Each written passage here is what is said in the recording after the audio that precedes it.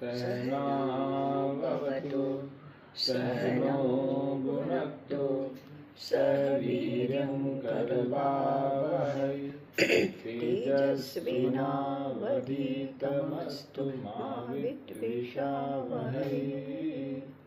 ओम शांति शांति शांति।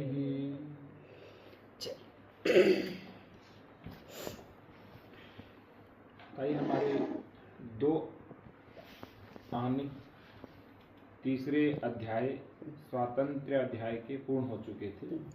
आज तृतीय आनिक है आर्थिक स्वतंत्रता। शासनिक स्वतंत्रता जिस पौरुष रूपी शरीर का प्राण है, आर्थिक स्वतंत्रता उसकी रीढ़ है। जैसे बिना रीढ़ के शरीर खड़ा नहीं हो सकता, वैसे बिना आर्थिक स्वतंत्रता के कोई मनुष्य पुरुषार्थ नहीं कर सकता है।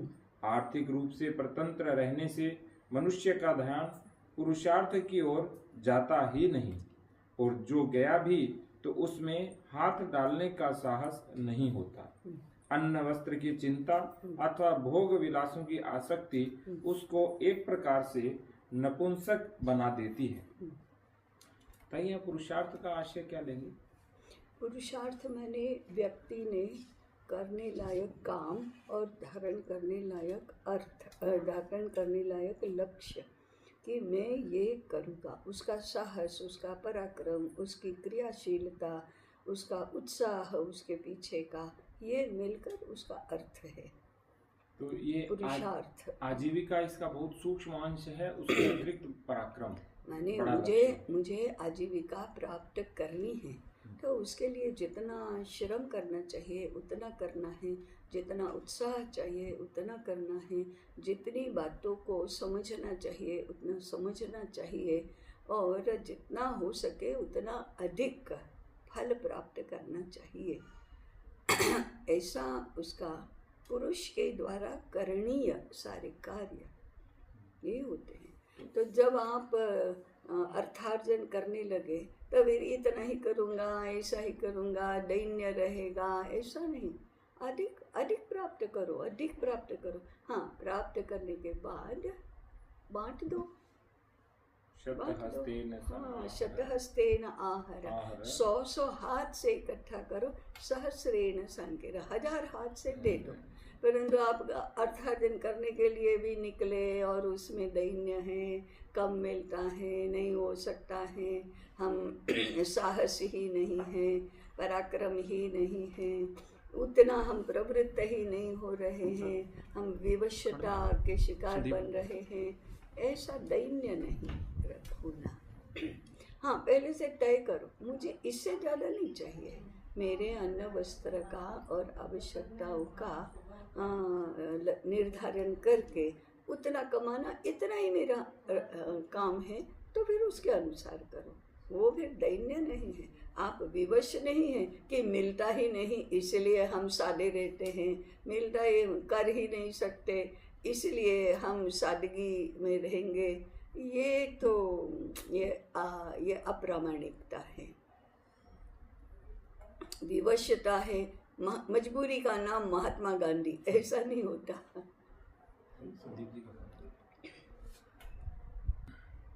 अपरंच आर्थिक स्वतंत्रता के कारण किसी समाज की शासनिक स्वतंत्रता बहुत दिनों तक निभ नहीं सकती है।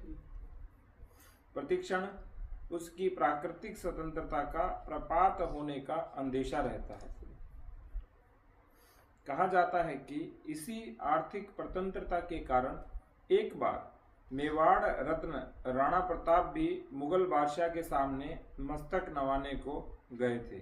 इसी कारण हमारे अनेक युवक जो स्कूल कॉलेजों में शेर के बच्चे दिखाई देते हैं, गृहस्थ में प्रवेश करते ही नीरे गाड़ी के बैल बन जाते हैं। इसके कारण मनुष्य की प्रवृत्ति नीच कामों की ओर हो जाती है।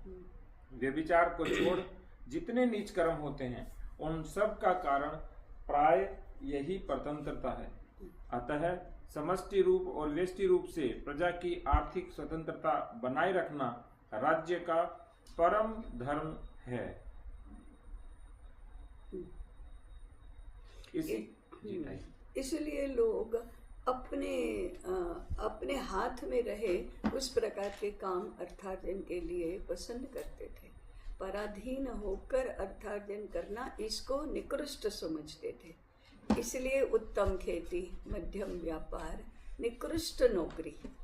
क्योंकि नौकरी है तो फिर आप सिस्टम के, व्यक्ति के पराधीन रहेंगे ही, उनके अधीन ही रहेंगे। आप अपना नहीं तय कर सकते। लेकिन आप सुथारी काम कर रहे हैं, लोहारी काम कर रहे हैं, दर्जी काम कर रहे हैं, अपना वाणिज्य कर रहे हैं, अपनी खेती कर रहे हैं, तो आप अपने अनुकूल परिस्थिति निर्माण कर सकते हैं। और उत्तम खेती इसलिए कहा कि सबसे अधिक स्वनिर्भर तो वही है। बाकी सब तो खेती के अनुकूल होना है, बाकी सबको।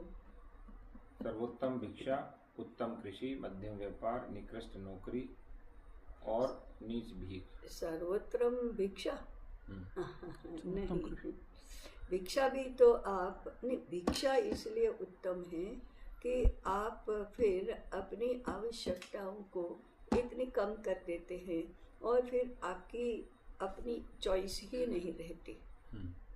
इसलिए वो आप अपने आप को नियंत्रण में रखते हैं, अपने आप को अपने वश में रखते हैं। परंतु उत्तम भिक्षा माने जो कोई भी गया वो भिक्षा मांगेगा, ऐसा नहीं होगा। जो अध्यापन का काम कर रहा है, जो धर्म और संस्कृति का काम कर रहा है, उसको भिक्षा मांगने की व्यवस्था है। भिक्षा अर्थार्जन का साधन नहीं है। भिक्षा योगक्षेम के लिए की गई, समाज द्वारा की गई और उसके अनुकूल उन व्यक्तियों के द्वारा की गई प्रवृत्त होना, व्यक्तियों ने प्रवृत्त होना, ऐसी व्यवस्था है। ताई, मैं जो सर्वोत्तम भिक्षा की बात कर रहा था वो इस रूप में है कि जो ज्ञान क्षेत्र होता है वो सर्वोत्तम होता है। हाँ। और ज्ञान क्षेत्र में जो काम करता है तो उस रूप में मैं कह रहा था कि सर्वोत्तम भिक्षा और फिर उत्तम, पर उसको इसके साथ कनेक्ट नहीं कर पाएंगे। परंतु जो गृहस्थ है और ये सारे काम नहीं करते हैं, उसके लिए तो भिक्षा भीख ही है। वो तो कभी भी नहीं होना चाहिए। बिना काम किए, बिना उत्पादन किए, बिना कोई भी पुरुषार्थ किए, केवल दूसरों के अधीन रहना, दूसरों से ही अपना योगक्षेम चले, ऐसी अपेक्षा करना, ये मनुष्य के लिए इसलिए सर्वनिकृष्ट भीख। हाँ, सर्वनिकृष्ट भीख, सर्वोत्कृष्ट भिक्षा। हाँ, ऐसा ठीक रहेगा। ठीक है। इसी कारण हमारे अर्थशास्त्र की उत्पत्ति हुई थी। कालक्रम से हमारे इस शास्त्र का भी लोप हो गया। इस शास्त्र के अनुसार हमारी समाज ऐसी रची गई है कि जिसके प्रभाव से वर्षों से विविध प्रतिकूल कारणों के होते हुए भी हमारे देश की आर्थिक अवस्था अब तक कुछ अंशों में ज्यों की त्यों बनी हुई है, जिसका अब दिन प्रतिदिन त्वरित गति से लोप हो रहा है। उस समय लोप हो रहा होगा तो आज तो पूर्ण लोप हो रहा था। बहुत लोप हो गया ना, बहुत लोप हो गया। जैसे वो सुमेधा दीदी नहीं कह रही थी, सब अधिकम सरकारी नौकरी में नियुक्ति प्राप्त हो जाती है। ये क्या है? लोप ही तो हो गया है। और गर्व और गौरव का भाग, गर्व और गौरव का भाग हो गया। जॉब ढूंढो, यही हो गया। छोटे छोटे स्पेयर पार्ट्स बनाने वाले, अपने स्वामित्व में चलने वाले कारखाने भी पराधीन ही तो हैं, स्पेयर पार्ट ही है। मुख्य यंत्र जहाँ बनता है उनकी कंडीशनिंग ही रहती है। तो ये आर्थिक स्वतंत्रता ये बहुत बड़ा विषय है और बहुत मूल्यवान विषय है। इसलिए नौकरी करने वाले हमारे यहाँ कम से कम लोग होते थे और नौकरी के साथ सेवा का और कर्तव्य बोध का भाव पहले जुड़ा था। तो हम इस प्रकार से व्यवस्था के अधीन हो रहे हैं, इसलिए हमारा योगक्षेम चलने की चिंता व्यवस्था करेगी, हमको नहीं करनी पड़ेगी। हमारा मुख्य काम है व्यवस्था को चलाना, हमारा मुख्य काम है सेवा करना, हमारा मुख्य काम है कर्तव्य निर्वहन करना। पैसा कितना मिलेगा वो सिस्टम देखेगी। ऐसा नौकरी करने वालों में भी ऐसा ही था। मुझे ज़्यादा पैसा मिलेगा इसलिए मैं मंत्री से महामंत्री बनूंगा, ऐसा नहीं था। जब हिबरे बाजार गए तो हम लोग आत्मनिर्भर हैं इसीलिए समृद्ध हैं, और उसमें भी वो कृषि से समृद्ध हैं। हाँ, समृद्ध है पूरा गांव, और यहाँ गांव से भाग भाग के लोग निर्धन हो रहे हैं, निर्धन हो रहे हैं, पराधीन हो रहे हैं, विवश हो रहे हैं, विवशित हो रहे हैं। अब समीर भाई जैसे हजारों लोग मुंबई में रह रहे हैं। हमारे दिनेश प्रताप सिंह है, अधिकारी है रेलवे में, परंतु कल्याण से चर्च गेट जाने में उनको 2 घंटे लगते हैं। 2 घंटे जाओ, 2 घंटे आओ, और इतनी भीड़ कि आप 2 घंटे की यात्रा में कुछ भी पढ़ना संभव ही नहीं है। तो ये क्या है? ये विवशता नहीं है। प्रतिदिन 4 घंटे, ये आधा घंटा और भी होगा, और भी 4-5 घंटे नष्ट हो तो इसमें जाएंगे, और फिर 7 घंटे की 8 घंटे की नौकरी। अब क्या करेंगे क्या?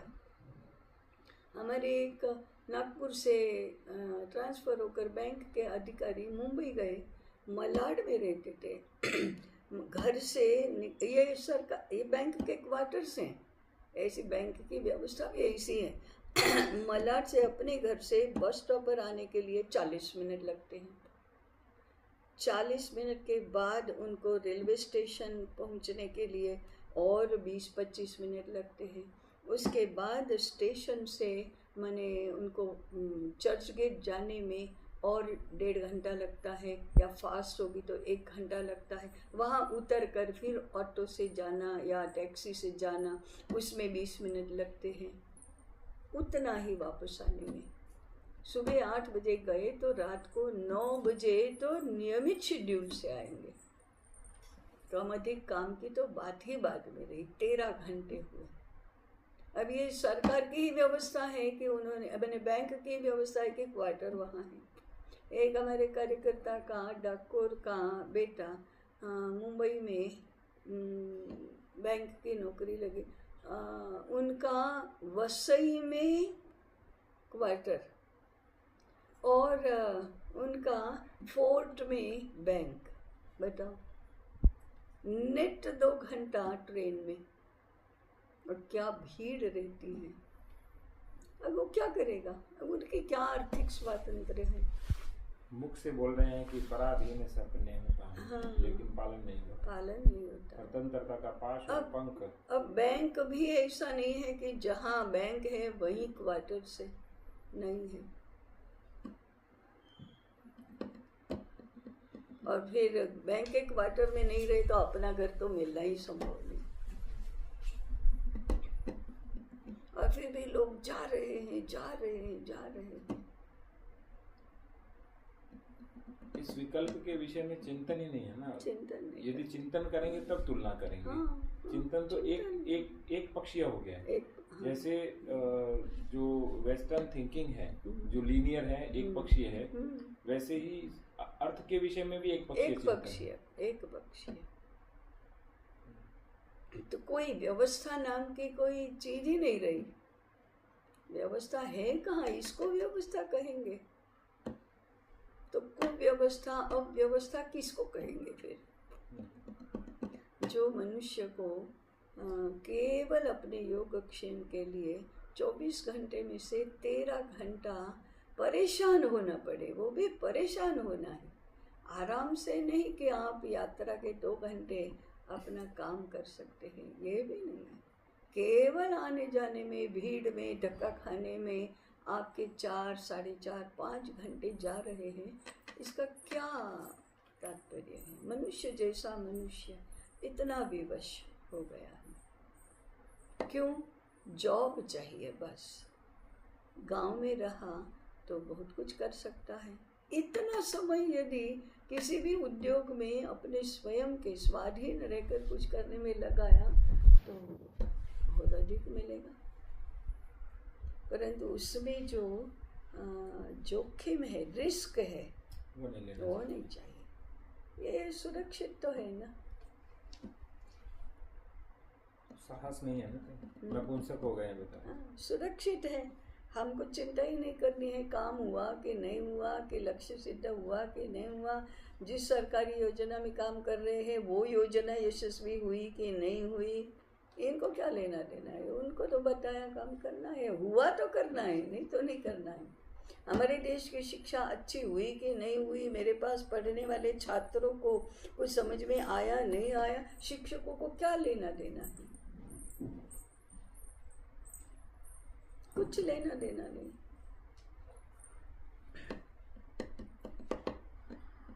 उनको तो महीना पूरा हुआ, हमारा होगा। स्कूल को आग लग गई, बहुत अच्छा हुआ, 4 दिन बंद हो जाएगा, 4 दिन बंद रहेगा। वैकल्पिक व्यवस्था सरकार करेगी तब जाएंगे, हम क्या करें, हमारे हाथ में थोड़ा है, हमारा काम थोड़े है। नौकर का काम यही होता है। नौकर का पर ऐसा अपना नौकर भी ऐसा नहीं होता है। नहीं। ये नौकर लीनियर अप्रोच वाला और पश्चिमी सोच वाला। ये तो अपनी स्वयं की चिंता करना, इतना ही उनका काम है। ये तो पशु भाव है। पशुओं को तो इतना नहीं करना पड़ता, पशु तो हमसे सुखी है। तो ये क्या कहेंगे, नर पिशाच भाव कहेंगे इसको। वो पशु से भी गए बीते, तो नर पिशाच भाव हो गया था ये। और क्या। इस स्वतंत्रता का तात्पर्य समझने के लिए यह आवश्यक है कि अर्थ का तत्व समझा जाए। साधारणतः अर्थ उस वस्तु को कहते हैं जो मनुष्यों के जीवन के लिए आवश्यक हो, किंतु अर्थशास्त्र में स्वच्छंद रूप से अनायास प्राप्त होने वाली वस्तु को अर्थ नहीं कहते हैं। यथा वायु, जल, तेज इत्यादि। अर्थशास्त्र में केवल वही वस्तु अर्थ कही जाती है जो साधारणतः उद्यम से प्राप्त होती है। मनुष्य जीवन के लिए आवश्यक अथवा आवश्यक वस्तुओं को प्राप्त कराने वाली होती है। जो वस्तु उद्यम से प्राप्त हो किंतु न तो वह मनुष्य जीवन के लिए आवश्यक हो और न उससे ऐसी वस्तु प्राप्त हो सके जो मनुष्य जीवन के लिए आवश्यक हो, वह अर्थ नहीं कही जाती। यथा मिस्र के स्तूप। हाँ, यदि उन स्तूपों के ईंटें बिकने लगे तो वे अर्थ कहे जाने लगेंगी। जो वस्तु मनुष्य जीवन के लिए आवश्यक हो किंतु बिना किसी मनुष्य के उद्यम के प्राप्त हो सके, वह भी अर्थ नहीं है। यथा जल, यदि उसी जल की प्राप्ति के लिए उद्यम करना पड़े तो वह अर्थ समझा जाने लगता है। यथा मारवाड़ प्रदेश में, इसीलिए जल का मूल्य राजस्थान में समझा जाता है। यहाँ अत्यधिक जल की उपलब्धता के कारण जल नष्ट होता है। अर्थ 2 प्रकार का होता है, मुख्य अर्थ अथवा धन, गौण अर्थ अथवा द्रव्य। जो वस्तु मनुष्य जीवन की आधार होती है अथवा ऐसी वस्तु को उत्पन्न करती है, वह मुख्य अर्थ अथवा धन कही जाती है। यथा अन्न, वस्त्र, गो, भूमि इत्यादि। जो वस्तु मुख्य अर्थों के विनिमय की साधन मात्र होती है, वह गौण अर्थ अथवा द्रव्य कही जाती है। यथा अशर्फी या रुपया। ये तो विपरीत हो गया था। तो अब हम द्रव्य के ही पीछे पड़े हैं, धन से कोई मतलब नहीं, ऐसा हो गया। हमने करेंसी को इतना मुख्य बना दिया कि हम करेंसी से प्राप्त होने वाली वस्तु का विचार ही नहीं करते हैं, और सारी गिनती द्रव्य के माध्यम से होती है। इससे कितना घाटा और कितना निरर्थक लाभ होता है वो हम नहीं गिनती करते। हमारा वेतन सिक्के में नापा जाता है। मुझे 1000 रुपया वेतन है तो 1000 के 1000 ही मिलेंगे मुझे प्रति वर्ष, प्रति मास, प्रति वर्ष ऐसे। परंतु 1000 रुपये से मिलने वाला जो मुख्य अर्थ है माने धन है, वो कम हो गया, ज़्यादा हो गया। महंगाई बढ़ गई तो मुझे उतने ही द्रव्य से उतना धन प्राप्त नहीं होगा जितना 2 वर्ष पहले प्राप्त होता था। तो फिर आप वेतन बढ़ाओ, ये करो, महंगाई बढ़ गई, ऐसा होने लगा। तो द्रव्य और धन का सामंजस्य बैठना कठिन हो जाता है। तो ये वाला तो मुझे आज प्रथम बार समझ आया। तो इसीलिए तो इन्होंने करेंसी की, ये करेंसी करना भी था, ये तो वेस्टर्न थिंकिंग है। हाँ बिल्कुल, इसलिए हमारे यहाँ गांवों में जो विनिमय चलता था वो करेंसी के आधार पर नहीं होता था, वो आवश्यकता के आधार पर होता था, वो उपलब्धि के आधार पर होता था। इवन करेंसी के आधार पर ही होता था तो मुख्य अर्थ की ओर ध्यान देकर होता था।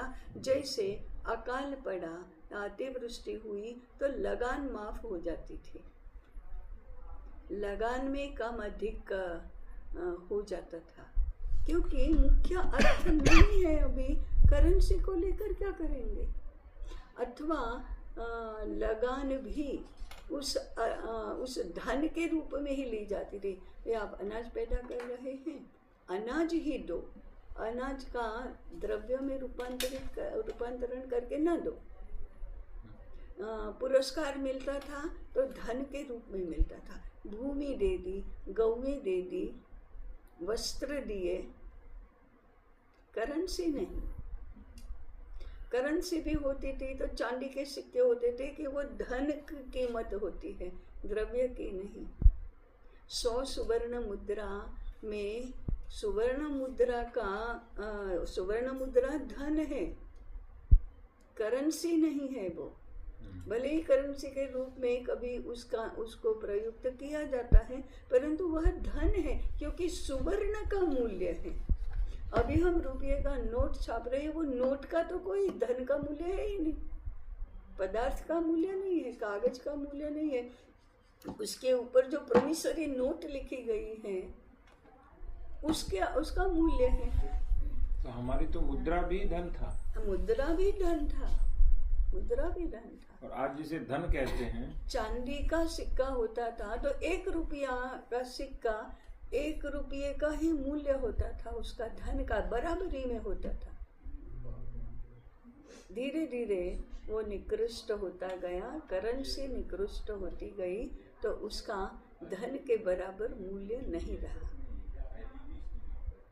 सिक्के का, आज करेंसी का मूल्य धन के संदर्भ में होता ही नहीं है।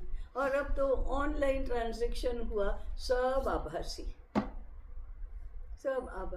आपका अकाउंट हैक हो गया, सारा धन भी गया, केवल करेंसी गई ऐसा नहीं है, धन भी, क्योंकि उससे ही धन प्राप्त होता है।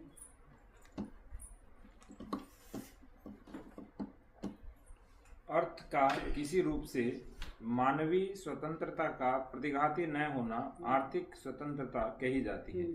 हमारे दैशिक शास्त्र के अनुसार बिना मुख्य अर्थ संबंधी स्वतंत्रता के आर्थिक स्वतंत्रता केवल गौण अर्थ के प्राचुर्य से प्राप्त नहीं हो सकती है। अर्थ मानवीय स्वतंत्रता का प्रतिघाती 3 प्रकार से होता है: अभाव रूप से, संगोत्पादक रूप से, निर्मित रूप से। जब अर्थ अभाव से मनुष्य को अन्न वस्त्र की चिंता लगी रहती है, आजीविका प्राप्ति में उसके समय और प्राण शक्ति का अधिकांश चला जाता है। वो भी हमने उदाहरण दिया ना। अन्न वस्त्र के लिए उसको दूसरों के भरोसे रहना पड़ता है, अपने विचारों को दबाकर दूसरों की हाँ में हाँ मिलाना पड़ता है। तो अर्थ का अभाव रूप से स्वतंत्रता का प्रतिघाती होना कहा जाता है। अर्थ का इस प्रकार स्वतंत्रता का प्रतिघाती होना अभावज परतंत्रता कही जाती है, और यह मनुष्य की महाशत्रु होती है। यह उसको मनुष्य चोले का धर्म निभाने नहीं देती। आज यही है ना, अभाव रूप परतंत्रता। उसको कोलू का बैल बनाए रखती है।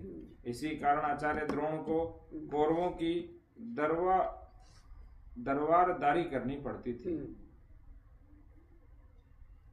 इस स्वतंत्रता के मुख्य कारण यह है: 1. कृषि और गो रक्षा की उपेक्षा। मनुष्य का जीवन मुख्य रूप से अथवा गौण रूप से कृषि और गो रक्षा पर निर्भर होता है। जब किसी कारण अर्थनाश हो जाता है तो ये ही दो पदार्थ उसको पूर्ण करते हैं। इन्हीं से समस्त प्रकार के अन्नादि प्राप्त होते हैं। इन्हीं को क्रय करने के लिए मनुष्य को द्रव्य की आवश्यकता पड़ती है। जब इनका अभाव हो जाता है तो द्रव्य बिल्कुल निरर्थक हो जाता है, क्योंकि वह खाने पीने की वस्तु तो है नहीं। अभाविक परतंत्रता के साथ जहाँ कृषि और गोरक्षा की उपेक्षा होने लगती है तो वहाँ राजा और प्रजा दोनों की इतिश्री समझ लेनी चाहिए। 2. नौकरी के चलन की तेजी। इस कुचलन आज के युग का पूर्ण वर्णन है। इस कुचलन से सबका ध्यान नौकरी की ओर चला जाता है। फलतः कृषि, गोरक्षा और अन्य आवश्यक व्यवसायों की उपेक्षा हो जाती है, जिससे अन्न वस्त्रादि की उत्पत्ति आवश्यकता से कम हुआ करती है।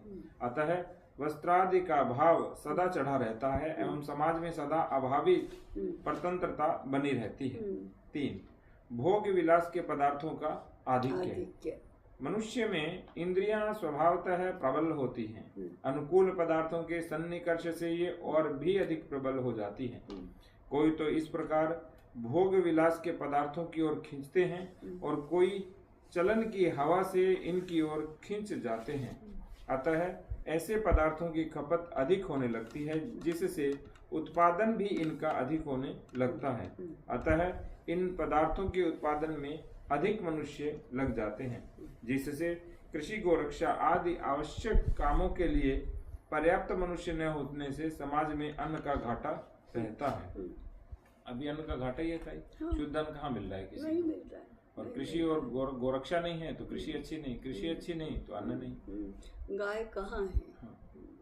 गोमाता ऐसा कहते हैं कि स्वतंत्रता, स्वाधीनता मिली तब एक व्यक्ति, एक मनुष्य के बराबर 8 गायें थी।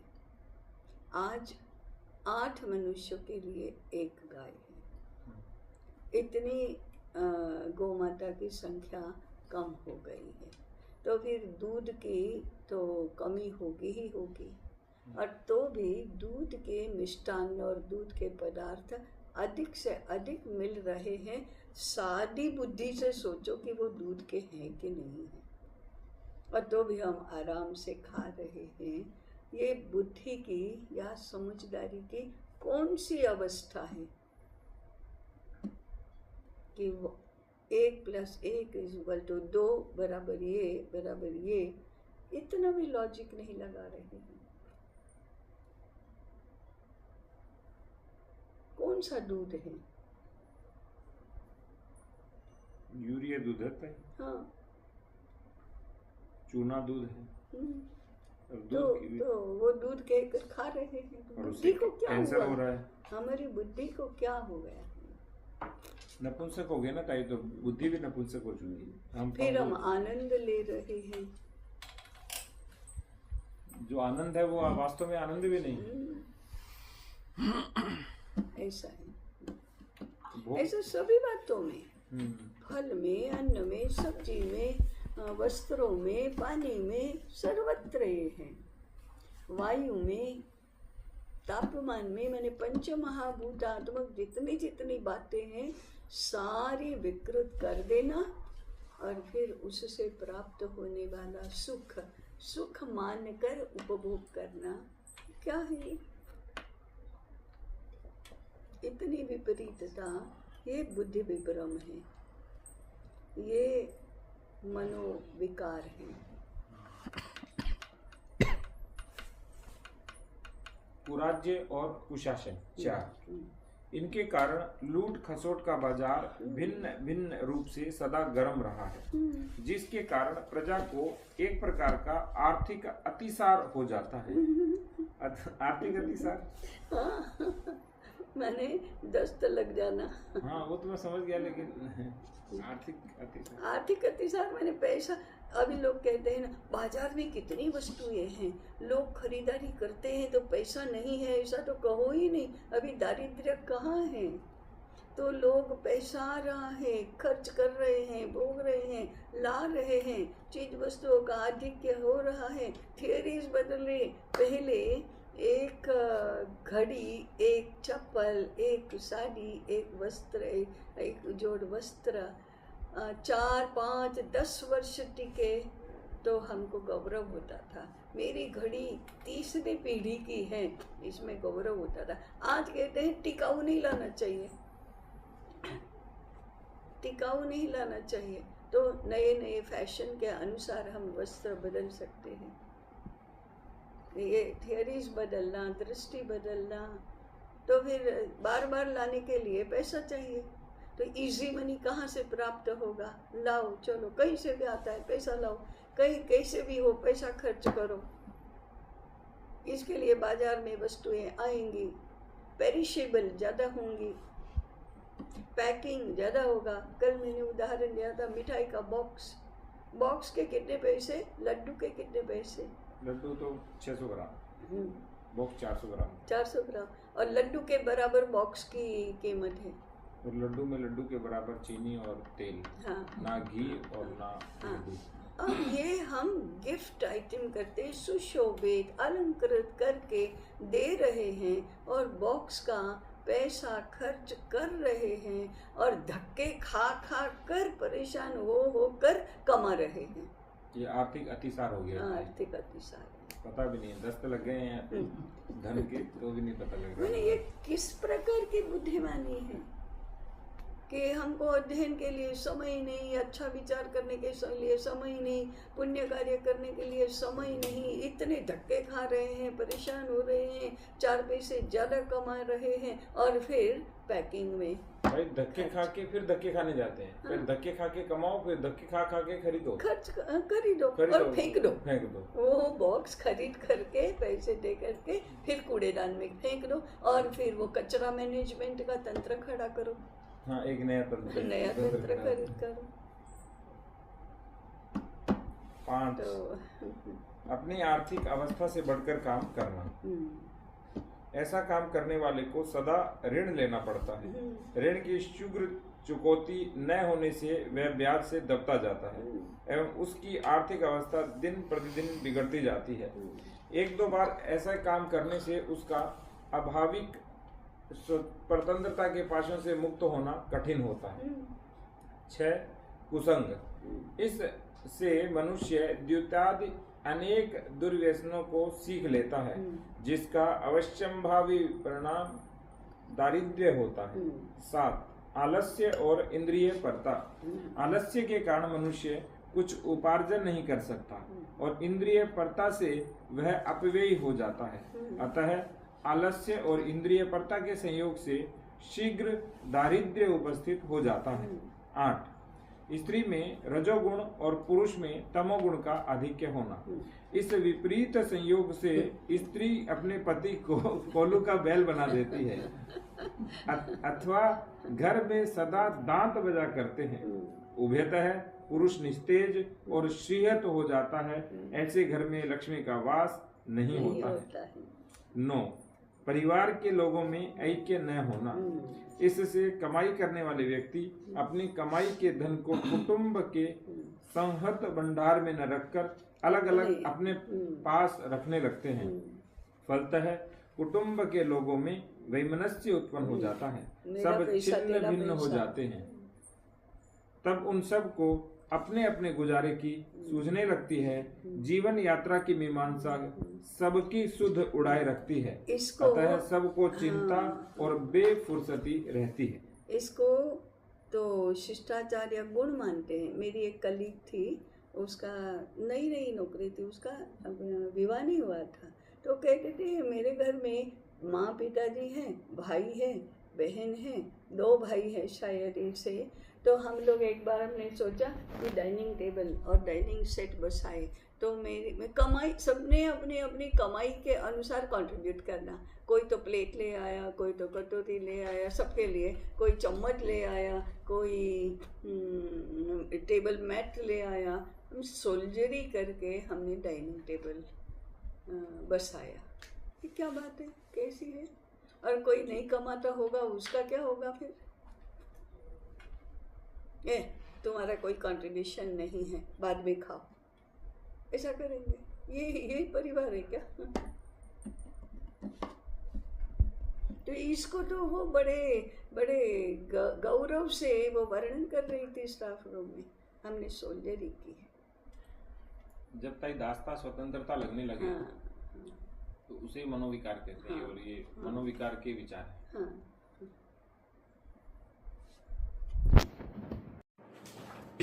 उसका पूरा नहीं हाँ हुआ, पूरा नहीं हुआ, थोड़ा लंबा था ताई। लंबा है। बहुधा यह देखने में आता है कि अर्थ वृद्धि के साथ मनुष्य या तो तृष्णा संगजन्य अथवा भोग विलास जन्य दौर्बल्य से स्वतंत्र हो जाता है।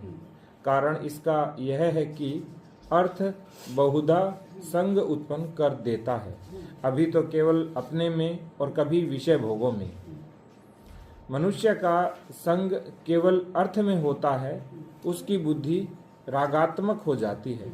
अर्थ की तृष्णा और अर्थ के संग से मनुष्य 99 के फेर में पड़ जाता है, जिससे उसको अभीष्ट और अनभीष्ट कामों का ज्ञान नहीं रहता है। उसको सदा द्रव्य संचय की धुन लगी रहती है, उसको सदा द्रव्य संचय की धुन लगी रहती है। इसके अतिरिक्त किसी और बात में उसका ध्यान जाता ही नहीं। फलतः वह अपने प्राकृतिक हित साधन के योग्य नहीं रहता। ऐसे ही लोग देशघाती और विश्वासघाती होते हैं। कितनी बड़ी बात कह दी है। पैसा चाहिए, पैसा चाहिए। तो ये तो देशघाती और विश्वासघाती। तिजोरी भरना चाहिए। किंतु इससे यह नहीं समझ लेना चाहिए कि सब ही धनवान ऐसे होते हैं। मनुष्य की ऐसी नीच प्रकृति होती है, अर्थ से न कि अर्थ संग से, न कि अर्थ से। जब मनुष्य का अर्थ में संग नहीं होता तो उसकी बुद्धि में राग जनित विकार उत्पन्न नहीं होते हैं, चाहे उसके पास कितना ही धन क्यों न हो। निसंग राजा जनक एक बड़े राष्ट्र में भी राग उत्पन्न नहीं हुआ, किंतु ससंग शुक का एक कोपिन में राग उत्पन्न हो गया। कितनी बड़ी बात की। और दृष्टांत कैसे लाए हैं? वो उपनिषद गंगा में ये आता है, व्यास मुनि अपने पुत्र को शुकदेव को ये जनक राजा के पास भेजते हैं। तो वो भेजते हैं तो शुकदेव जी तो आते हैं। उनको लगा मैं तो व्यास मुनि का पुत्र हूँ, राजा जनक मुझे तुरंत बुला लेंगे।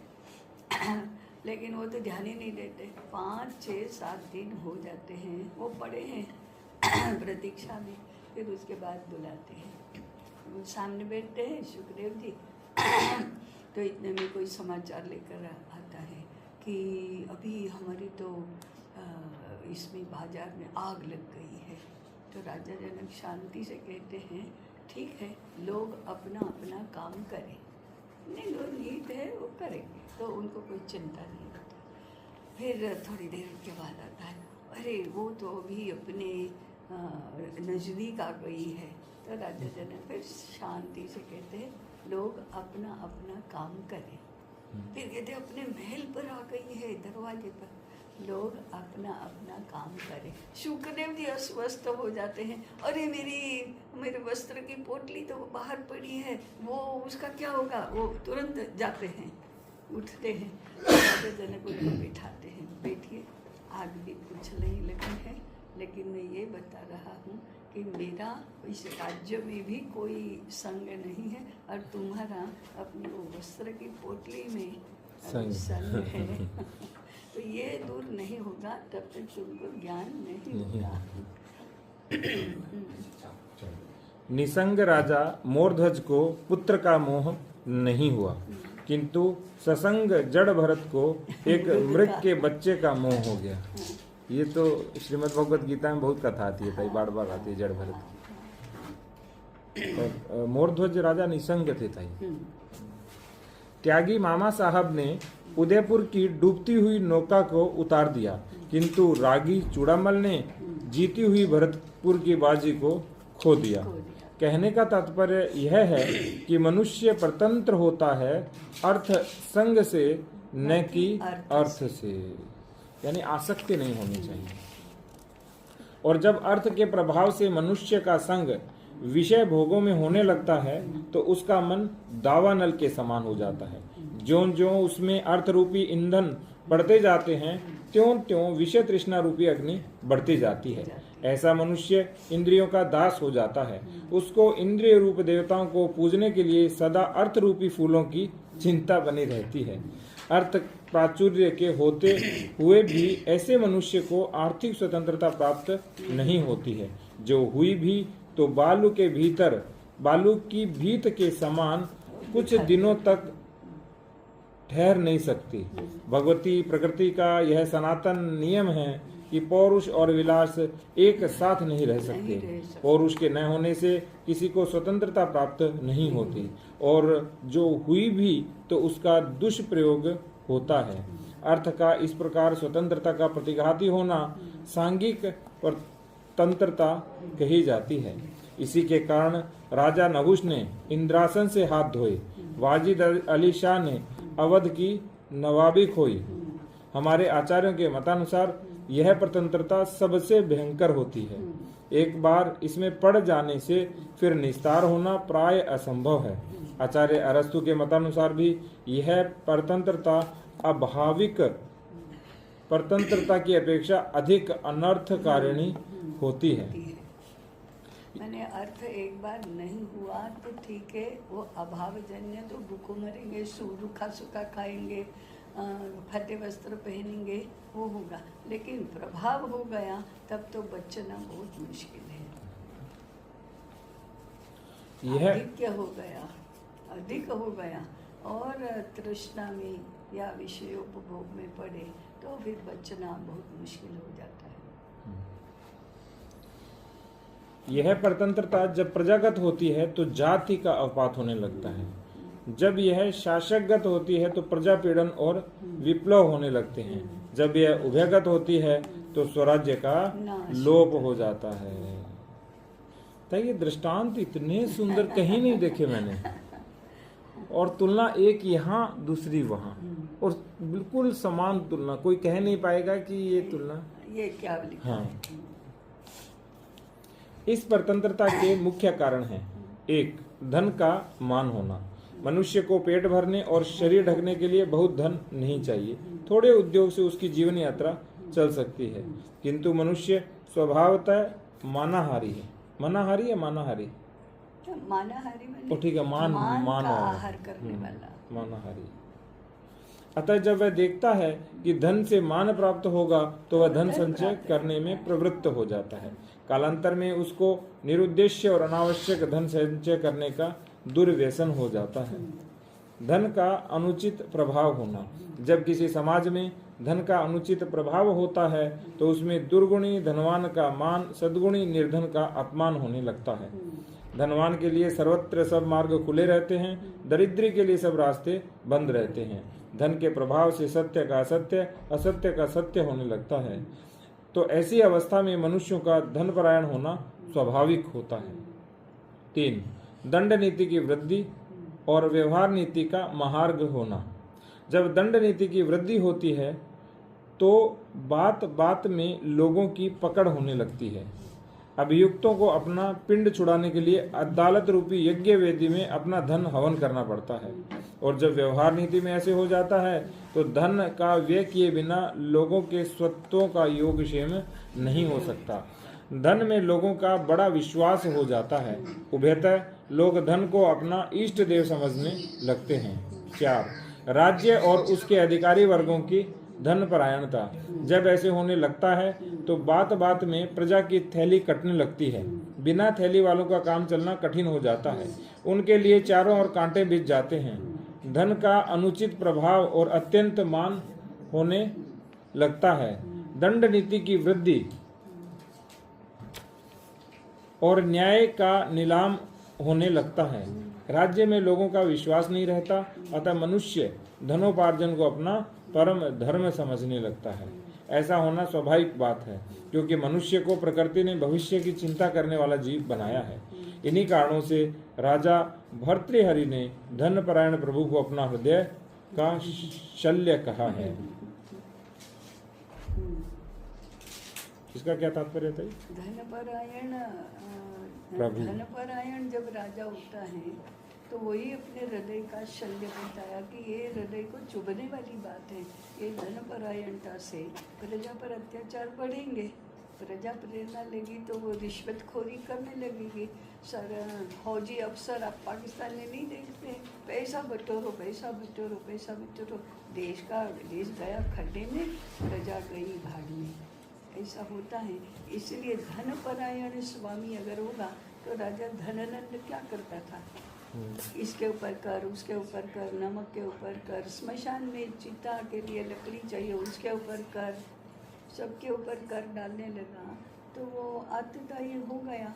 और कभी प्रजा में प्रिय तो नहीं रहा, लेकिन प्रजा बहुत ही परेशान हो गई, बहुत त्रस्त हो गई। और इसलिए वो पहले तो आंतरयुद्ध हो गया और बाद में चंद्रगुप्त ने उसके ऊपर आक्रमण कर दिया। इसलिए धनपरायण स्वामी, धनपरायण राजा, ये शल्य है भर्तृहरि का। ऐसा होगा तब तो समस्त राज्य का नाश हो जाएगा, क्योंकि उसके पहले नाश नहीं होना है तो विप्लव होगा, तो उस राजा को ही सब पदभ्रष्ट कर देंगे।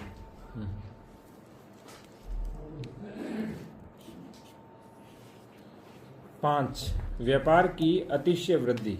व्यापार की वृद्धि से भोग विलास की वस्तुओं का प्रचार, विनिमय प्रथा का ह्रास, द्रव्य की क्रय शक्ति की वृद्धि, द्रव्य का अधिक प्रयोग होने लगता है। इन कारणों से द्रव्य में मनुष्य का बड़ा विश्वास हो जाता है। कल पढ़ ही रहे थे। नोट इकट्ठा करो। साथ साथ इस विश्वास के द्रव्य का सुधार्य या सुवाह्य होने से मनुष्य का द्रव्य में राग उत्पन्न हो जाता है।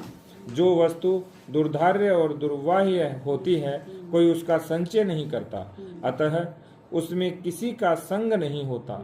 यदि किसी राज्य में द्रव्य के बदले धन में वेतन चुकाया जाना लगे तो और उस धन के क्रय करने वाले भी बहुत कम हो तो उस राज्य को कोई कर्मचारी आवश्यकता से अधिक वेतन नहीं लेगा, न उस राज्य में वृद्धि के लिए कोहराम मचेगा।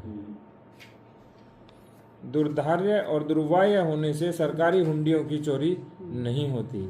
ऐसा होने से न कोई दूध का अनावश्यक संचय करता है। इससे अनुमान होता है कि सांघिक परतंत्रता का मूल कारण है द्रव्य, और द्रव्य का अति प्रचार होता है व्यापार वृद्धि से। तो ये अनावश्यक हम जो ग्रोथ कर रहे हैं तो बहुत भयंकर है। करेंसी बढ़ा और फिर ये होता है कभी संकट आ जाता है तो नोट अधिक छापो, वो द्रव्य बढ़ गया, धन तो नहीं बढ़ा, इसलिए महंगाई बढ़ गई, फिर इन्फ्लेशन आ गया। तो सारे कृत्रिम संकट अर्थ क्षेत्र में निर्माण होते हैं। और फिर द्रव्य का संचय करते रहो। द्रव्य का उपयोग रिश्वत देने में होता है, द्रव्य का उपयोग हेराफेरी में होता है। धन तो उतना का उतना ही रहता है, द्रव्य बढ़ जाता है। तो धन और द्रव्य की कोई आपस में संबंध ही नहीं बनता, संबंध स्थापित नहीं होता, संबंध स्थिर नहीं रहता। आज जो 1 रुपये में मिलता है वह 1 महीने के बाद 5 रुपये में मिलने लगेगा। अभी पैसा कम पड़ रहा है, नोट छापो तो सबके पास नोट तो आ गए, परंतु 1 रुपये के स्थान पर 5 रुपये खर्च पड़ने। वेतन वृद्धि हो गई परंतु कीमत तो ज़्यादा चुकानी पड़ती है। अब है स्थिति वहीं के वहीं, बराबर की बराबर। बाजार में वस्तुएं बहुत दिखती है, खरीदारी बहुत होती है, द्रव्य का संचय बहुत होता है, द्रव्य से खरीदी भी होती है, धन वहीं का वहीं, और कीमतें बढ़ती जाती हैं, वेतन बढ़ते जाते हैं। भाई जैसे आज सुबह भी जब हम अर्थ क्षेत्र के जो विघ्न पढ़ रहे थे तो उसमें पूर्ण भारतीय तो नहीं था, वो अद्यतन और युगानुकूल के नाम पे समन्वय किया जा रहा था, मुझे लगा। नहीं, बहुत सारा गड्ढे मड्ढे बहुत। हाँ, उसको थोड़ा सही करने वाला, यानी हम पुराने को छोड़ नहीं पा रहे हैं, नए को पचा नहीं पा रहे हैं, उसका मैंने नहीं, नया भी छोड़ना नहीं है, नए के मानक तो स्वीकार करना है। लोग ऐसा कर रहे हैं, कह रहे हैं, वो भी मानक लेना है, वो भी स्वीकार करना है। ऐसा कर रहे हैं, ऐसी स्थिति है, ऐसा बोल रहे हैं, ऐसा सोच रहे हैं, ये भी है। उधर कुछ बीच में से ही कुछ उदाहरण ले लिया, फिर कुछ सिद्धांत ले लिया, कुछ सूत्र ले लिया, कुछ शास्त्र वचन ले लिए, मेल नहीं है, सब बिखरा बिखरा बिखरा बहुत है। इसलिए मैं सोच रही थी अध्ययन की पद्धति को पहले स्ट्रीमलाइन करना। मैं तो इसी पे करूँगा और मैं तैयारी करूँगा अच्छे से। आज जब सुबह बोल रहे थे वनु भैया तो मैंने सोचा इस पे मैं अच्छे से तैयार करके फिर बात। और कल मुझे वो भी स्पष्टता हुई अध्ययन पद्धति की कि वो जो पश्चिम है उसने विवेक के जो तत्व होते हैं उन्हीं को अलग कर करके अध्ययन पद्धतियाँ बना दी हैं सारी।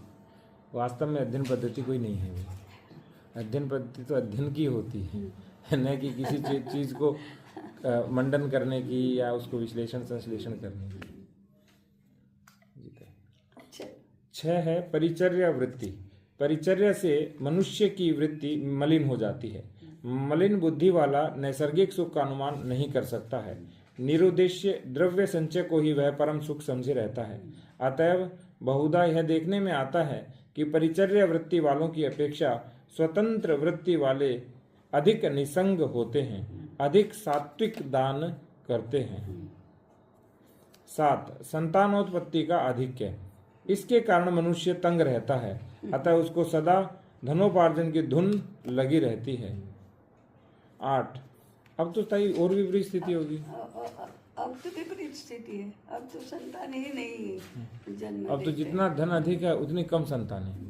उतनी कम संतान है, क्योंकि खर्चा ज्यादा है, क्योंकि वो आभासी सब निर्माण हो गया है, सब अनुत्पादक आभासी द्रव्य का आधिक्य, यही सब हो गया है। तो धन वही का वही है, पैसा ज़्यादा खर्च हो रहा है। और इस निमित्त से वो परिचर्या के कारण होने से वो तो वेतन मिलता है, वो तो उतना का उतना रहा, और इधर धन की कमी होने लगी। वो सारा वो उलझ गया मामला सारा। धन और द्रव्य का परस्पर संबंध संतुलित नहीं रहने के कारण से बाजार अस्त व्यस्त हो जाता है। बाजार अस्त व्यस्त हो जाता है तो हमारी स्थिति, पारिवारिक स्थिति भी खराब होने लगती है। अब तो ज़्यादा लोगों को तनख्वाह मिलना चाहिए, तो घर के जितने हैं उतने सारे नौकरी करो। नौकरी करना माने परिचर्या करना, नौकरी करो, ये हो जाता है। सब नौकरी करने लगते हैं तो स्वास्थ्य खराब होता है, मानसिक स्वास्थ्य खराब होता है, परिवार की व्यवस्था खराब होती है, संतानों की ओर ध्यान नहीं दिया जाता है, संतानों में कमी हो जाती है संख्या में, परिवार आंतरिक रूप से बिखरने लगता है, तो सुरक्षा कम होती है। एक के बाद एक अनिष्ट उसमें से निर्माण होते जाते हैं। कारण क्या? धन और द्रव्य का संतुलन नहीं रहा, द्रव्य के प्रति अधिक मोह होने लगा।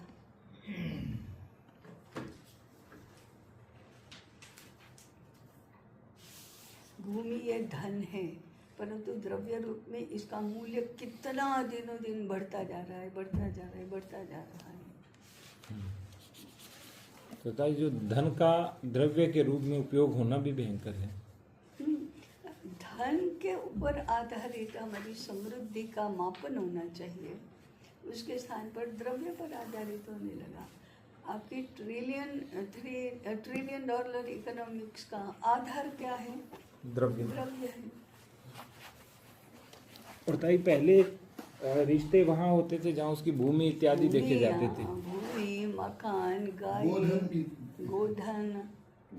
गोधन, गजधन, बाजीधन और रतन धन खान। रत्न, सुवर्ण कितना है, सोना मोती हीरा कितना है। कपड़ों पर आधारित नहीं होता था, सोने के अलंकारों के पर आधारित होता था। पेरिशेबल है, वस्त्र पेरिशेबल है, सुवर्ण पेरिशेबल नहीं है। तो इसीलिए ताई जब आर्थिक संकट आता है या अर्थव्यवस्था में मंदी आती है तो हमेशा व्यक्ति भूमि और स्वर्ण में ही निवेश करता है। इन्वेस्ट करता है। समझदार लोग भूमि और सुवर्ण को ही अधिक महत्वपूर्ण मानते हैं। इसलिए पहले समाज में प्रतिष्ठा सुवर्ण के अलंकार घर की गृहिणी के शरीर पर कितने हैं उससे मानते थे। वस्त्र कितने अधिक संख्या में है और कितने फैशनेबल है उससे नहीं होता था। पहले कहते थे लड़के वाले कितना तोला सोने डालेंगे, आजकल अभी तो कितने जोड़ कपड़े लाएंगे। हमने एक बार आर्थिक विषय की प्रदर्शनी की थी। ने वो अभ्यास वर्ग का विषय ही आर्थिक था। तो उसमें एक प्रश्न था ऐसा कि महिलाओं का वर्ग था कि आपको कोई 10,000 रुपया हाथ में देता है, मैं 30 साल पहले की बात करती हूँ, और आपको खर्च करना है, आपकी चॉइस। आप इन 10,000 में से 4 जोड़ी वस्त्र खरीदेंगे कि एक सोने का गहना खरीदेंगे। इसके पीछे पूरा विचार रहता है। गहना खरीदेंगे तो वो आपका 10,000 का कभी 12,000 करेगा और फिर आप अलंकार हमेशा के लिए पहन सकेंगे। 4 जोड़ी वस्त्र लेंगे तो वर्ष 2 वर्ष में नष्ट हो जाएंगे, आपके 10,000 गए। तो समझदार लोग क्या करेंगे? गहना खरीद करेंगे और वस्त्र तो कम से कम आवश्यकता वाले खरीद करेंगे। कम से कम प्रतिशत कपड़ों के पीछे, तुलना में अधिक सुवर्ण और भूमि के लिए। ऐसा है। तो सोने के किलो के नाप से सोना पहनने वाले के कपड़े तो 4 जोड़ी ही होते हैं। वो कपड़े से नहीं आंका जाता। बिंदु संख्या 8, विकार हेतुओं के सामीप्य के साथ दम और तितिक्षा की न्यूनता। जब विकार उपस्थित होते हैं तो इंद्रियां स्वभावतः उनकी ओर खींचने लगती है। दम और तितिक्षा की न्यूनता के कारण मनुष्य अपने को रोक नहीं सकता। जितना उसके पास धन होता है उतना वह भोग विलासों में लिप्त होता है। जब अर्थ अभाव रूप में और संगोत्पादक रूप में मानवीय स्वतंत्रता का प्रतिघाती नहीं होता तो मनुष्य जो चाहे वह कर सकता है और उसको प्रचुर समय एवं यथेष्ट अवकाश मिल जाते हैं, जिससे उसको मानो एक प्रकार का यथेष्टगामी विमान प्राप्त हो जाता है। किंतु इस अद्वितीय विमान को प्राप्त करके मनुष्य का एक क्षण भी स्थिर नहीं रह सकता। वह या तो ऊपर को चढ़ता है अथवा नीचे को गिरता है। निमित्त रूपी प्रेरक के बिना यह विमान मनुष्य को प्रमाद और आलस्य में गिरा देता है, जिससे उसमें तामस भर जाता है। तामस से वह अनेक प्रकार के बंधनों में पड़ जाता है। जब मनुष्य की जीवन यात्रा अनायास चली जाती है और उसे अधिक धन अथवा विषय भोगों की इच्छा नहीं होती तो वह निरुद्देश्य हो जाता है। ऐसा होता है ना, जिसके पास धन है अब क्या चिंता है, कमाई छोड़ दी, अब इधर करने के लिए कुछ नहीं है, न लक्ष्य है न उद्देश्य है, कुछ नहीं है। वो प्रमादग्रस्त हो जाता है, इधर उधर भटकता रहता है, खाता पीता है, सोता है, मनोरंजन टीवी देखता है, घूमने जाता है, निरुद्देश्य करता रहता है। प्रमाद और आलस्य और भोग विलास में डूब जाता है। पैसा तो है बहुत, वो तो कितना भी खर्च करो कम नहीं होता है। इनको कितना बढ़िया निमित्त नहीं है, उसके लिए कोई लक्ष्य नहीं है। अर्थ अभाव रूप और संगोत्पादक रूप दोनों को अद्वितीय विमान बोला कि जिसमें व्यक्ति डोलता ही रहता, रुकता नहीं है। निरुद्देश्य होने से वह उद्यमहीन हो जाता है, फलतः उसकी तामसी प्रवृत्ति होने लगती है। किंतु उसके किसी श्रेष्ठ उद्देश्य के साधन में लगे रहने से ऐसा होने नहीं पाता। अतः हमारे देशिकाचार्यों के मतानुसार पूर्ण भाविक स्वतंत्रता उसे मिलनी चाहिए कि जिसे कोई श्रेष्ठ उद्देश्य का साधन करना हो, न कि निरुद्देश्य मनुष्य को। बता दिया ना, निरुद्देश्य को तो स्वतंत्रता मिले ही नहीं चाहिए, स्वतंत्रता भी नहीं मिलनी चाहिए, अर्थ भी नहीं मिलना चाहिए, धन भी नहीं होना चाहिए उसके पास, नहीं तो वो और गिरेगा। ये चीज बहुत आती है। जैसे व्यष्टिगत है तो स्वयं का उत्पात होता है, जैसे ये समष्टिगत होगा तो पूरे समाज का उत्पात होने लगता समाज का होता है, और अभी समष्टिगत ही हो रहा है सब। है। ऐसे मनुष्य की भाविक स्वतंत्रता का परिणाम समाज के लिए अहितकारी होता है। इसी सिद्धांत के अनुसार हमारे समाज में अर्थ विभाग किया गया। हमारे आचार्यों के अनुसार ये तो बहुत ही अच्छा है। आगे का हमारे आचार्यों के अनुसार किसी निरुद्देश्य मनुष्य को पूर्ण भाविक स्वतंत्रता प्राप्त नहीं होने देनी चाहिए। यदि किसी ऐसे मनुष्य के पास आवश्यकता से अधिक धन आ जाए तो उसको कोई यज्ञादि सत्कार्य करा के उसका धन निकलवा देना चाहिए, अन्यथा उसमें तामस आ जाता है। तमोगुण का स्वाभाविक धर्म है बंधन में डालना। अतः निरुद्देश्य मनुष्य भाविक और नैसर्गिक स्वतंत्रताओं के होते हुए भी गीजू के समान अपने लिए अपने आप बंधन रच लेता है। अर्थ के इस दोष को नैर्निमित्तिक परतंत्रता कहते हैं। कोई कारण ही नहीं परतंत्र होने का, तो भी वह परतंत्र हो जाता है, क्योंकि उद्देश्य नहीं है। उद्देश्य नहीं है। इस परतंत्रता ने वैसे भारत को ऐसा बनाया है। जब तक भारत ने अपनी भाविक और नैसर्गिक स्वतंत्रता का कोई निमित्त समझ रखा था, तब तक कोई उसकी ओर खड़ी दृष्टि से देख नहीं सकता था। और जब वह निमित्त अंतर्हित होने लगा तो भरी सभा में भारत रूपी द्रौपदी की चीर उतारी जाने लगी। किसी को उसे बचाने का साहस न हुआ। सरासर भारत का नाश होने लगा।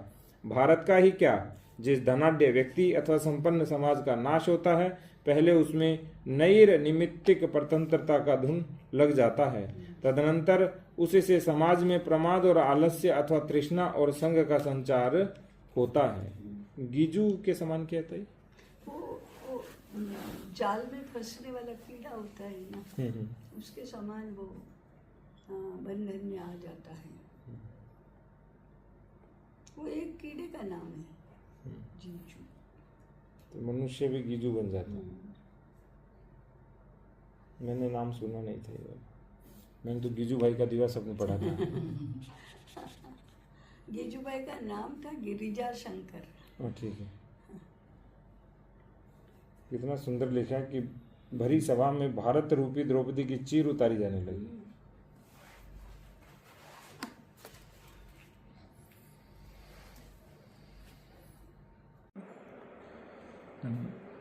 ताई हमने तीसरे अध्याय का जो तीसरा आनिक है, आर्थिक स्वतंत्रता, उसके तीसरे भाग में थे हम। थोड़ा सा ऊपर से पढ़ूंगा ताकि आगे से स्पष्ट हो। भारत का ही क्या, जिस धनाढ्य व्यक्ति अथवा संपन्न समाज का नाश होता है, पहले उसमें नैर्निमित्तिक परतंत्रता का घुन लग जाता है। तदनंतर उससे समाज में प्रमाद और आलस्य का अथवा तृष्णा और संग का संचार होता है। इस परतंत्रता के मुख्य कारण यह हैं, नैर्निमित्तिक परतंत्रता के। एक, चिति का अंतर्धान।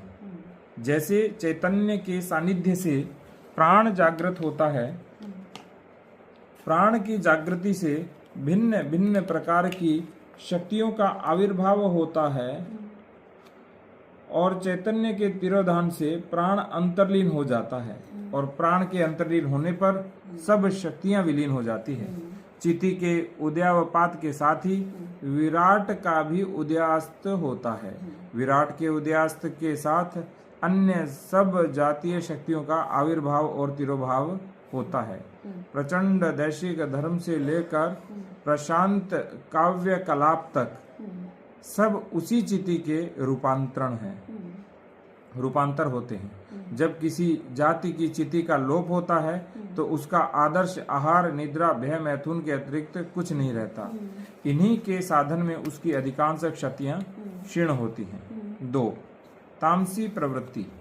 जैसी मनुष्य की प्रवृत्ति होती है, वैसी उसकी कर्म चोदना और वैसा उसका कर्म संग्रह होता है। अर्थात ज्ञान, ज्ञेय, परिज्ञाता, कर्म, कर्ता और कारण सब तामसी हो जाते हैं, जिससे मनुष्य एक ही बात को सर्वस्व समझते हुए निष्कारण और बिना उसके तत्वार्थ को जाने उसमें लौलीन होकर बिना अनुबंध पौरुष क्षय और हिताहित का विचार किए काम करने लगता है। उसमें चपलता, स्थूल बुद्धि, विचार भाव, ठगपन, स्वार्थ, आलस्य, विषाद, दीर्घ सूत्रता, उल्टी बुद्धि आ जाती है। सदा वह मोह में फंसा हुआ निद्रा, आलस्य, प्रमाद की लोरियों में ऊँघता रहता है। ऐसे मनुष्य के लिए दिन काटने और पेट पालने के अतिरिक्त और कोई काम नहीं होता। 3. तामसी सन्निकर्ष। जैसे मनुष्य के सन्निकर्ष होते हैं, जैसे लोगों के साथ उसका उठना बैठना होता है, वैसा वह आप हो जाता है। जैसा मनुष्य होता है, वैसा उसका आदर्श होता है। अतः तामसी सन्निकर्षों के बीच मनुष्य का ऊंचा आदर्श नहीं होता। 4. चिंता और व्याधि। चिंता और व्याधि से चित्त सदा अप्रसन्न रहता है। अप्रसन्न चित्त में तृष्णा और मनोरथ के अतिरिक्त कोई आदर्श समा नहीं सकता है।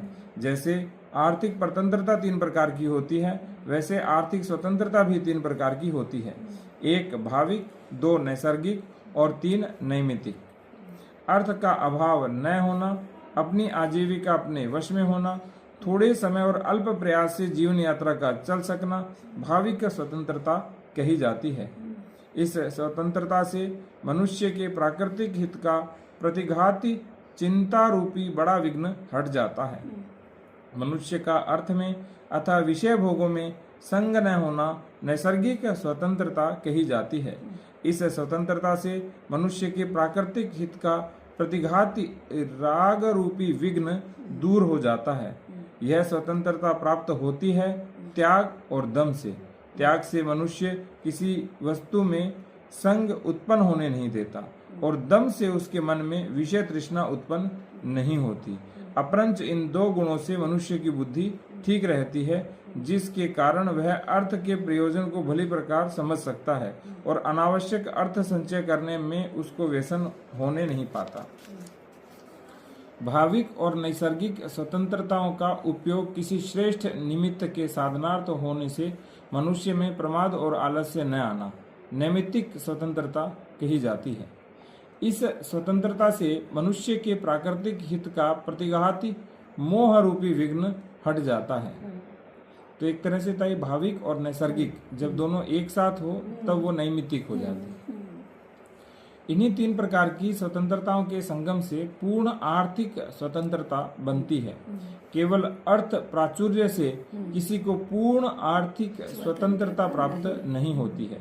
इन दिनों हमारे महाविद्यालयों में पढ़ाए जाने वाले अर्थशास्त्र का यह भाव पाया जाता है कि द्रव्य प्राचुर्य से पूर्ण आर्थिक स्वतंत्रता प्राप्त हो जाती है।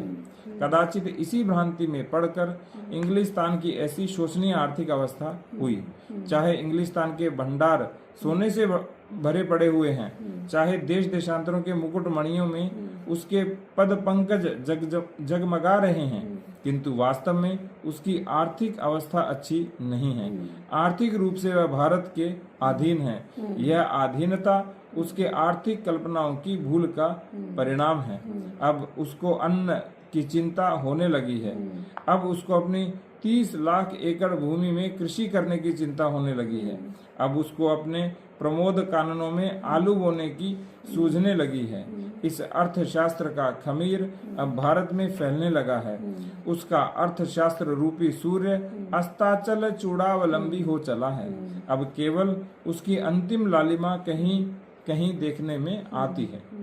हमारे अर्थशास्त्र के अनुसार आर्थिक स्वतंत्रता के मुख्य कारण यह हैं। 1. कृषि और गौरक्षा का गौरव। शरीर यात्रा के लिए मुख्य पदार्थ है अन्न और वस्त्र। ये प्राप्त होते हैं मुख्य रूप से अथवा गौण रूप से भगवती वसुंधरा से।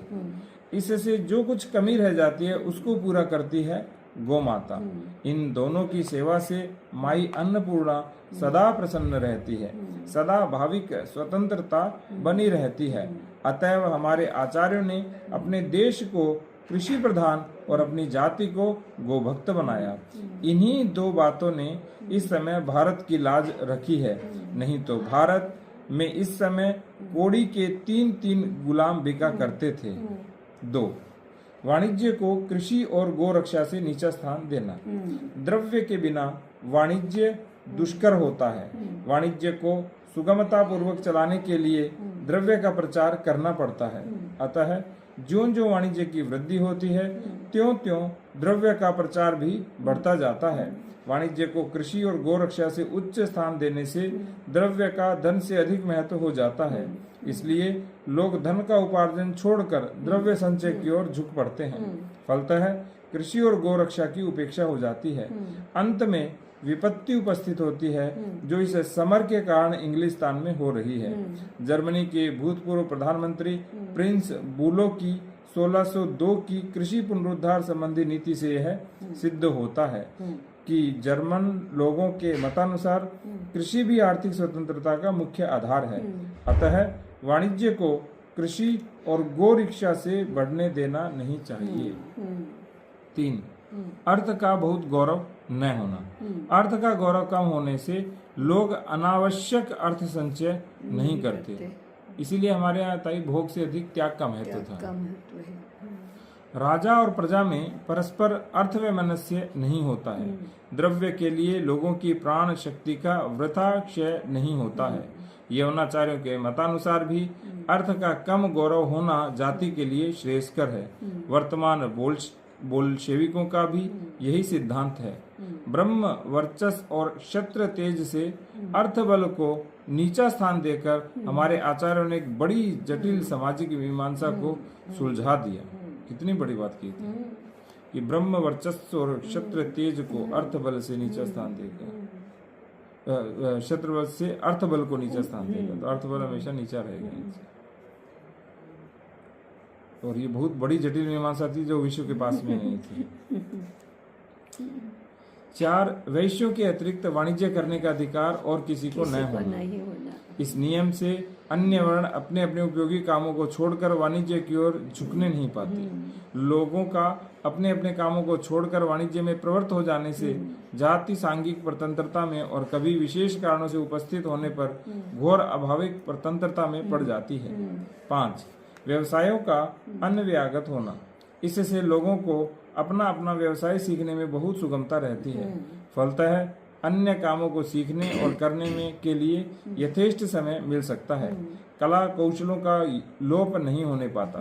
पेट की समस्या समाज को विपर्यस्त करने नहीं पाती। व्यक्तिगत और जातिगत आर्थिक स्वतंत्रता बनी रहती है। शताब्दियों से प्रतिकूल कारणों के होते हुए भी अन्वयागत व्यवसाय प्रथा के कारण भारत में सुख शांति बनी हुई थी।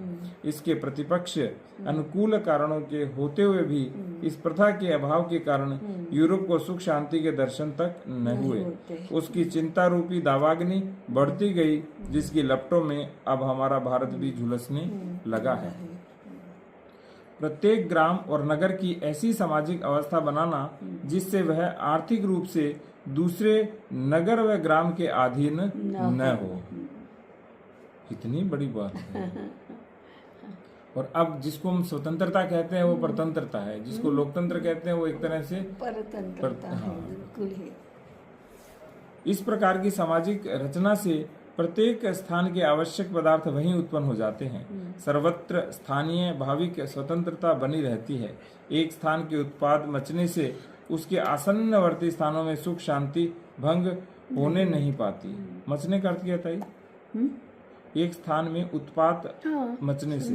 हाँ, एक स्थान पर समझो कोई भी टंटा हो गया या और कोई आग लग गई, क्योंकि वो आत्मनिर्भर है। हाँ, तो दूसरे गांव पर उसका परिणाम नहीं होगा क्योंकि वह भी आत्मनिर्भर है। ऐसा होने नहीं पाता कि युद्ध होवे यूरोप में और महंगाई पड़े भारत में। कितना सुंदर दृष्टांत है। 7. सत्कार्य में उद्वर्त धन को निकलवा देना। इस प्रथा से एक पंथ दो कार्य होते हैं। एक और आवश्यक से अधिक धन का चले जाने से लोग सांघिक और नैर्नमित परतंत्रता में पड़ने नहीं पाते, और दूसरी ओर लोकोपकार में लगे हुए धनहीन ब्राह्मण अथवा दूसरे सत्पात्र अभाविक परतंत्रता के दलदल से निकल जाते हैं। तो दोनों चीज हो जाती है। दोनों हो जाती है। अभाविक वाला भाविक हो जाता है और सांघिक और नैर्निमित वाले को असंगिक और निमित्तिक हो जाती है। यह रीति हमारे देश में अब कुछ बनी हुई है। विस्मृति रूपी पंख में डूबते हुए शरणार्थी संस्कृत साहित्य रूपी गजेंद्र के शून्य में पकड़ा हुआ कमल अब तक इसी प्रथा के कारण दिखाई देता है। विस्मृति रूपी पंख में डूबते हुए शरणार्थी संस्कृत साहित्य रूपी गजेंद्र के शून्य में पकड़ा हुआ कमल अब इस प्रथा का, यदि गजेंद्र मोक्ष की कथा नहीं पता है तो इसमें कोई पल्ले नहीं पड़ेगा। बहुत सुंदर कथा है। इति दैशिक शास्त्रे स्वातंत्र्याध्याये आर्थिक स्वातंत्रिको नाम तृतीयानिकः। क्या है ताई थोड़ा? ये तो सरल है ना। हाँ है तो सरल। सरल है।